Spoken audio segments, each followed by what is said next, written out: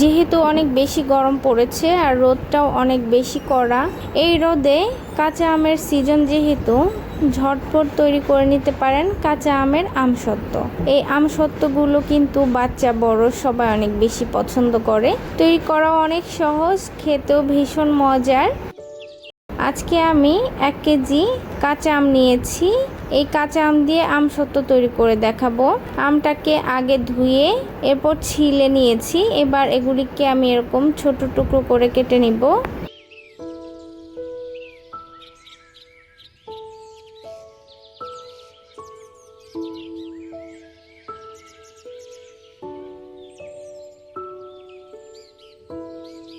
আমগুলিকে কেটে নেওয়া হয়ে গেলে চলে যাচ্ছি চুলাতে। প্যানের মধ্যে কেটে রাখা আমগুলিকে আমি দিয়ে দিচ্ছি। এই পর্যায়ে চুলার আঁচটাকে আমি অন করিনি, চুলাটাকে আমি বন্ধ রেখে কাজগুলি করছি।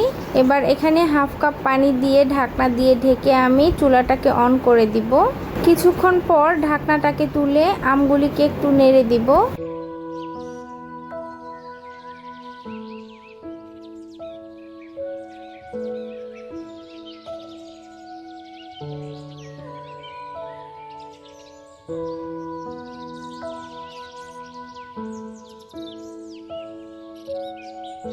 আমগুলিকে কিছুক্ষণ পরপর ঢাকনা তুলে নেড়ে দিয়ে আবার ঢাকনা দিয়ে ঢেকে যখন একটু দেখবো আমটা নরম হতে শুরু করেছে তখন এখানে 1 কাপের মতো চিনি দিয়ে দিচ্ছি। লাগলে আমি বাকিটাও দিয়ে দিব।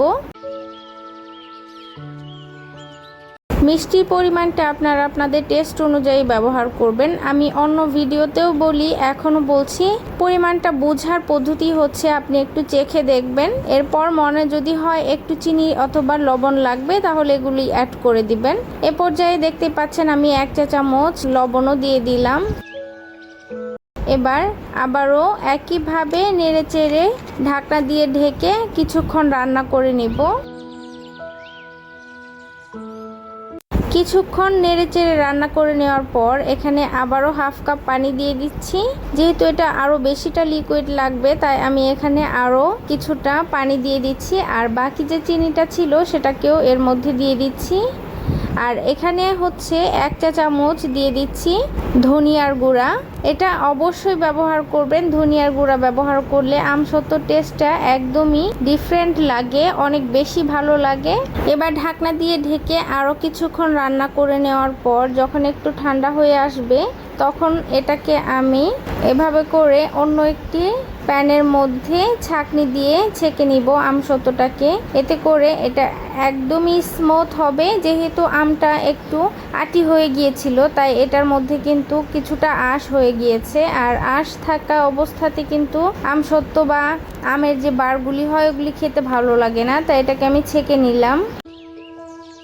এবার ছেঁকে নেওয়া হয়ে গেলে আমসত্ত্বটাকে আবারও আমি কিছুটা সময় চুলাতে একটু রান্না করে নিব। এজন্য চুলাতে আমি প্যানটাকে বসিয়ে দিয়েছি। চুলাটাকে অফ করে আমি এখানে 1 টেবিল চামচ দিয়ে দিয়েছি চিলি ফ্লেক্স। 2টা বড় সাইজের শুকনো মরিচ হালকা একটু ভেজে এরপর এটাকে আমি গুঁড়ো করে নিয়েছি। এবার এখানে 1 চা চামচ দিয়ে দিচ্ছি গ্রিন ফ্রুট কালার। এটা দিলে দেখতে একটু ভালো লাগে, এজন্য ব্যবহার করেছি। আপনারা কেউ চাইলে এটা না ব্যবহার করলেও হবে। এবার চুলাটাকে আমি অন করে কিছুক্ষণ এটাকে রান্না করে নিব। যখন একটু থিকনেস চলে আসবে, 1টা 2টা বলক চলে আসবে, তখনই বুঝে নিতে হবে রান্নাটা আমার হয়ে গিয়েছে। এবার আমসত্ত্বটাকে আমি শুকাতে দিব। এজন্য এখানে একটা স্টিলের পাত্র নিয়েছি। এখানে কিছুটা সরিষার তেল ব্রাশ করে নিতে হবে। এতে করে আমসত্ত্বটা তুলে নেওয়ার সময় খুবই ইজিভাবে তুলে নেওয়া যাবে। গরম থাকা অবস্থাতেই আমসত্ত্বটাকে আমি এর মধ্যে ঢেলে দিচ্ছি। এবার হালকা হাতে এটাকে সমান করে বিছিয়ে দিতে হবে। খেয়াল রাখতে হবে খুব বেশি ঘনও যেন না হয় আবার খুব বেশি পাতলাও যেন না হয়। এটাকে রোদে শুকিয়ে নিতে হবে, ফ্যানের বাতাসে শুকিয়ে নিলে হবে না। এখন যেহেতু অনেক বেশি রোদ পড়েছে, রোদের তাপ অনেক বেশি, তাই একটা রোদেই কিন্তু মোটামুটি ভালোভাবেই হয়ে আসবে। যদি মনে হয় আরও একটা রোদ দিলে ভালো হবে তাহলে আপনারা 2টা রোদেও শুকিয়ে নিতে পারেন। দুইটা পাত্রে একইভাবে আমি আমসত্ত্ব শুকাতে রোদের মধ্যে রেখে দিব। আমসত্ত্ব বানাতে হলে চুলাতে অথবা ফ্যানের বাতাসে কিন্তু কোনোভাবেই তৈরি হবে না, তাই অবশ্যই ট্রাই করতে হবে রোদে শুকিয়ে আমসত্ত্ব তৈরি করতে। দেখতেই পাচ্ছেন একটা রোদেই কিন্তু আমি পারফেক্টভাবে আমসত্ত্বটাকে বানিয়ে ফেলেছি। এটা একদমই সুন্দরভাবে শুকিয়ে গিয়েছে। আমসত্ত্বটা শুকিয়ে যাওয়ার পর আমি এরকমভাবে টুকরো করে কেটে নিয়েছি। বাচ্চা বড় সবাই কিন্তু আমসত্ত্ব খেতে ভীষণ পছন্দ করে, আর এই গরমে টক খেতে কিন্তু অনেক বেশি ইচ্ছে করে। তাই বাসায় এভাবে করে আমসত্ত্ব বানিয়ে রেখে দিতে পারেন, আর এটা নর্মাল ফ্রিজে লং টাইম ধরে সংরক্ষণ করতে পারবেন। আজকের এই রেসিপিটি কেমন লেগেছে অবশ্যই আমাকে কমেন্টস করে জানাবেন। ভালো লাগলে লাইক, কমেন্ট এবং শেয়ার করে প্লিজ পাশেই থাকবেন। আজকের মতো এ পর্যন্তই। সবাইকে অসংখ্য ধন্যবাদ ভিডিওটি দেখার জন্য। সবাই অনেক বেশি ভালো থাকবেন। আল্লাহ হাফেজ।